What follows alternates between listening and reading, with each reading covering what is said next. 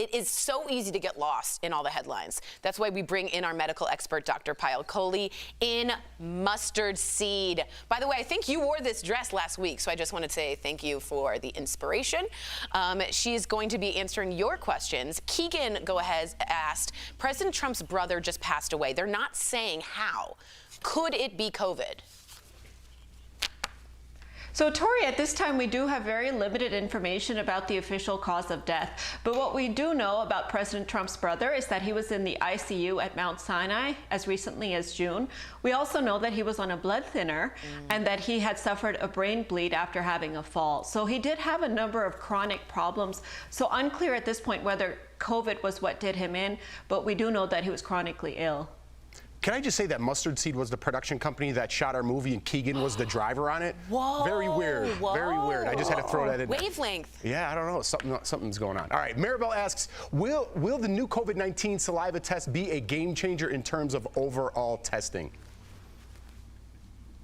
You guys, I think it will be a game changer, and I know I sound like a broken record, but we are not testing enough.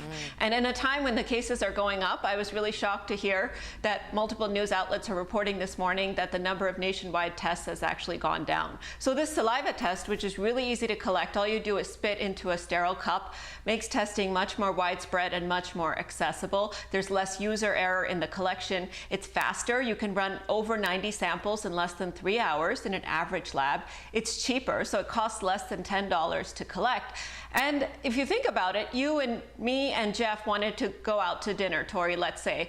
We all did a saliva test. We spat into a cup a few hours before our reservation. We get a text message that tells us we're all negative. Wow. We can safely go out to dinner, and so does everyone else in the restaurant. So this kind of a thing could really change the way that we live our lives. Wow. Totally agree. That's amazing. I'm so glad I was invited to that dinner, to that hypothetical dinner. Okay. George asks, my wife and I just had a baby. Congratulations. Should we be worried about passing COVID-19 onto our son through her breast milk? That's a good question. Yeah, a lot of new parents have been concerned about this. So, George, if your wife is COVID negative, then of course there's no need to worry. But if she's positive or she's high risk for being positive because she works in an environment where she could be exposed, then, you want to have heightened precautions. The CDC says that it is unlikely that COVID-19 is transmitted through breast milk, but I would recommend make sure she washes her hand every time before she handles the baby, and she should wear a face covering when she's breastfeeding. Wow. And make sure to really carefully wash all the pumps and bottles and anything else that you're giving the baby. Can I just say, like, when you look at a baby breastfeeding, you get what I believe, correct me if I'm wrong, is oxytocin, right? There's that love hormone of like, we're connecting. And wearing a face shield, I'm just empathizing right now because that blocks the expression in some ways. Am I right? Well, you're absolutely right. So Pitocin or oxytocin is part of the breastfeeding process, and that endorphin release that occurs when mom and baby are connecting.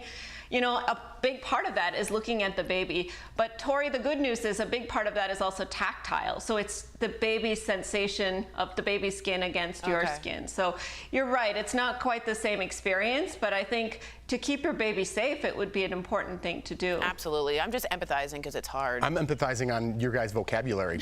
Wonderful job. Thank you so much. Tip of the hat to you.